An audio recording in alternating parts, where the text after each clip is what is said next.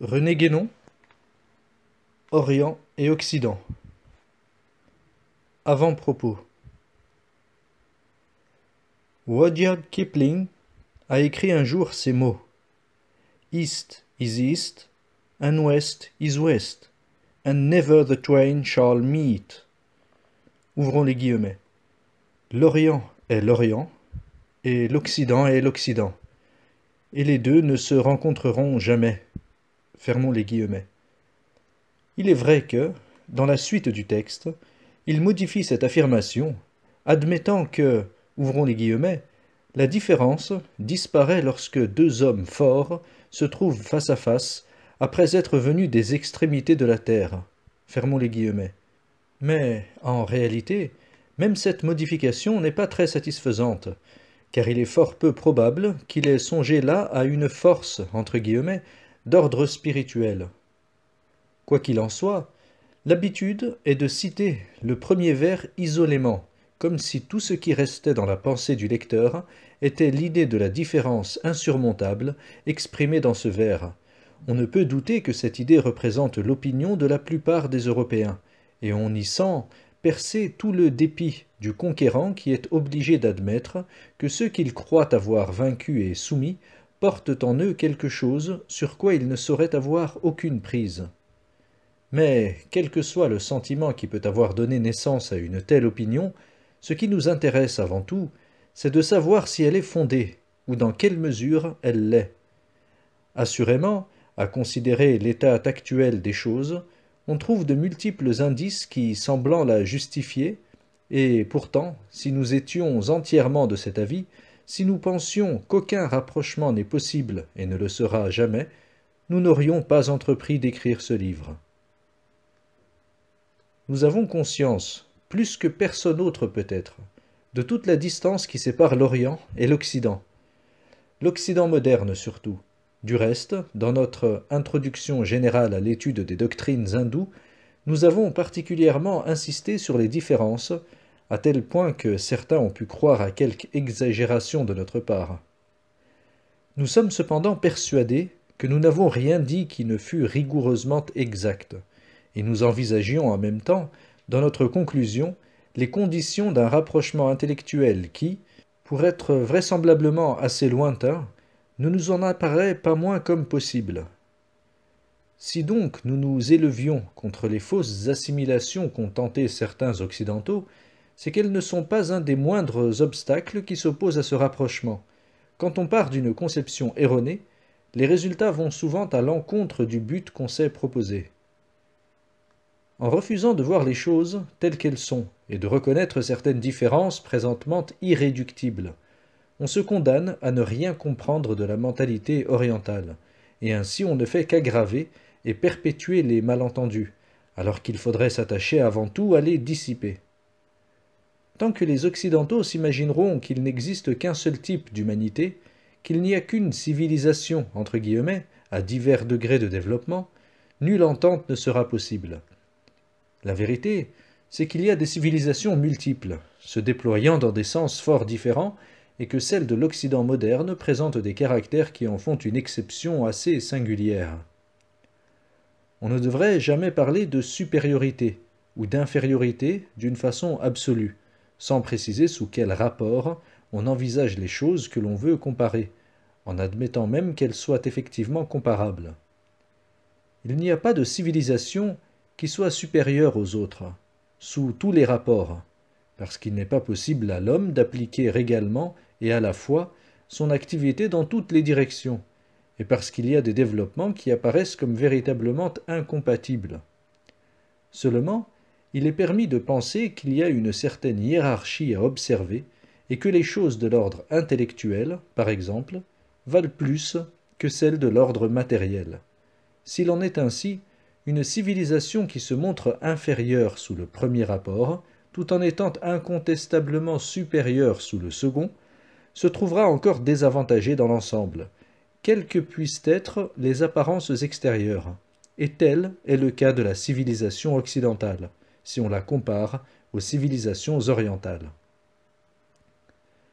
Nous savons bien que cette façon de voir choque la grande majorité des Occidentaux, parce qu'elle est contraire à tous leurs préjugés, mais toute question de supériorité à part, qu'ils veuillent bien admettre du moins que les choses auxquelles ils attribuent la plus grande importance n'intéressent pas forcément tous les hommes au même degré, que certains peuvent même les tenir pour parfaitement négligeables, et qu'on peut faire preuve d'intelligence autrement qu'en construisant des machines. Ce serait déjà quelque chose si les Européens arrivaient à comprendre cela et se comportaient en conséquence. Leur relation avec les autres peuples s'en trouverait quelque peu modifiée, et d'une façon fort avantageuse pour tout le monde. Mais ce n'est là que le côté le plus extérieur de la question.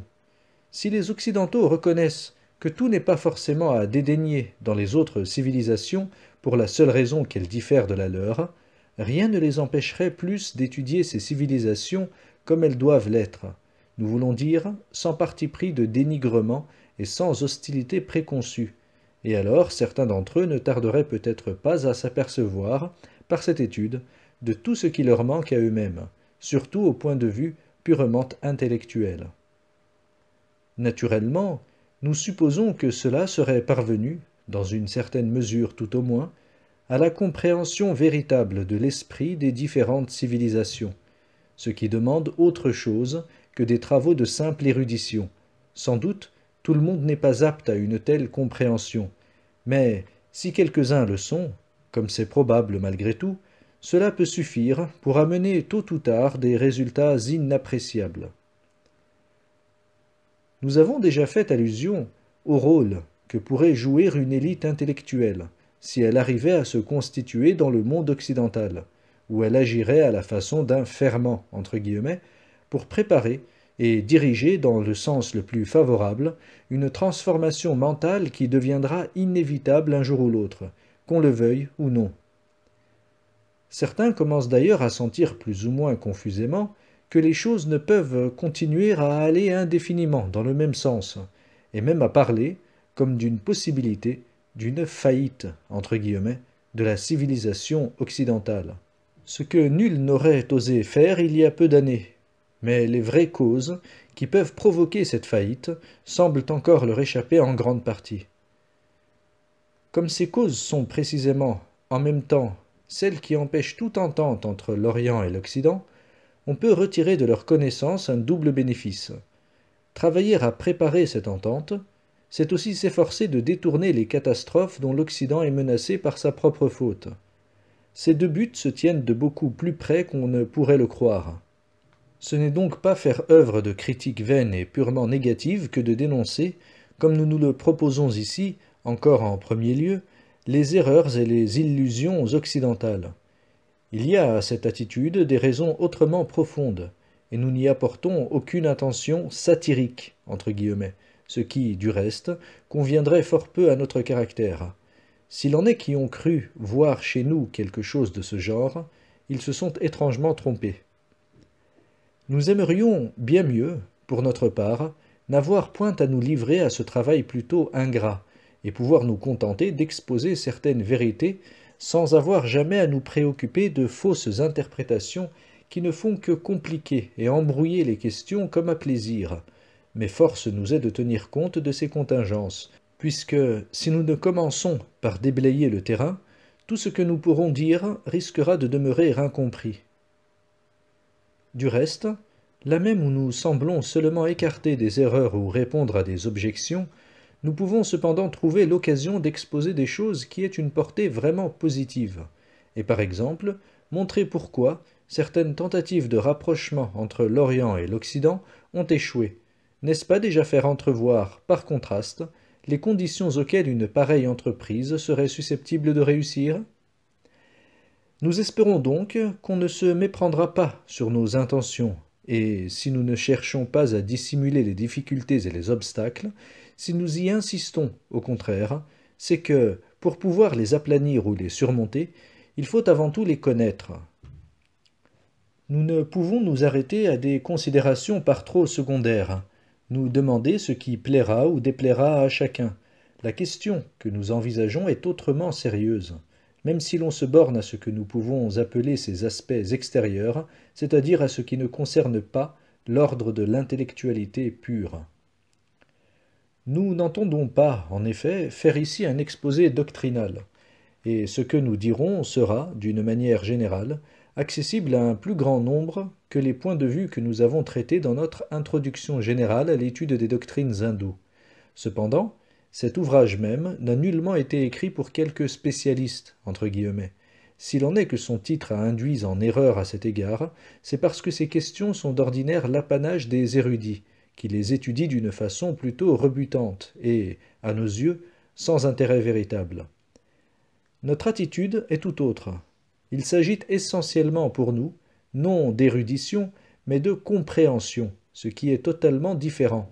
Ce n'est point parmi les spécialistes, entre guillemets, que l'on a le plus de chances de rencontrer les possibilités d'une compréhension étendue et profonde, loin de là, et, sauf de bien rares exceptions, ce n'est pas sur eux qu'il faudrait compter pour former cette élite intellectuelle dont nous avons parlé. Il en est peut-être qui ont trouvé mauvais que nous attaquions l'érudition, ou plutôt ses abus et ses dangers, quoique nous nous soyons abstenus soigneusement de tout ce qui aurait pu présenter un caractère de polémique. Mais une des raisons pour lesquelles nous l'avons fait, c'est précisément que cette érudition, avec ses méthodes spéciales, a pour effet de détourner de certaines choses ceux-là même qui seraient le plus capables de les comprendre. Bien des gens, voyant qu'il s'agit de doctrines hindoues, et pensant aussitôt aux travaux de quelques orientalistes, se disent que cela n'est pas pour eux, entre guillemets.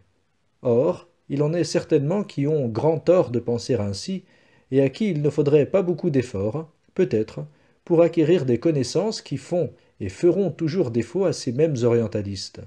L'érudition est une chose, le savoir réel en est une autre, et s'ils ne sont pas toujours incompatibles, ils ne sont point nécessairement solidaires.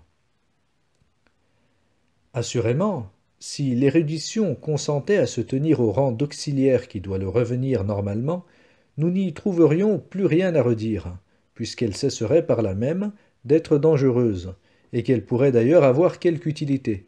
Dans ses limites, nous reconnaîtrions donc très volontiers sa valeur relative. Il y a des cas où la méthode historique, entre guillemets, est légitime, mais l'erreur contre laquelle nous nous sommes élevés consiste à croire qu'elle est applicable à tout, et à vouloir en tirer autre chose que ce qu'elle peut donner effectivement, nous pensons avoir montré ailleurs, et sans nous mettre le moins du monde en contradiction avec nous-mêmes, que nous sommes capables, lorsqu'il le faut, d'appliquer cette méthode tout aussi bien qu'un autre, et cela devrait suffire à prouver que nous n'avons point de parti pris. Note de bas de page. Le théosophisme, histoire d'une pseudo-religion. Retour au texte. Chaque question doit être traitée suivant la méthode qui convient à sa nature. C'est un singulier phénomène que cette confusion des divers ordres et des divers domaines dont l'Occident actuel nous donne habituellement le spectacle. En somme, il faut savoir mettre chaque chose à sa place, et nous n'avons jamais rien dit d'autre. Mais, en faisant ainsi, on s'aperçoit forcément qu'il est des choses qui ne peuvent être que secondaires et subordonnées par rapport à d'autres, en dépit des manies égalitaires entre guillemets de certains de nos contemporains, et c'est ainsi que l'érudition, là même où elle est valable, ne saurait jamais constituer pour nous qu'un moyen, et non une fin en elle-même. Ces quelques explications nous ont paru nécessaires pour plusieurs raisons. D'abord, nous tenons à dire ce que nous pensons d'une façon aussi nette qu'il nous est possible, et à couper court à toute méprise, s'il vient à s'en produire, malgré nos précautions, ce qui est à peu près inévitable. Tout en reconnaissant généralement la clarté de nos exposés, on nous a prêté parfois des intentions que nous n'avons jamais eues. Nous aurons ici l'occasion de dissiper quelques équivoques et de préciser certains points sur lesquels nous ne nous étions peut-être pas suffisamment expliqués précédemment.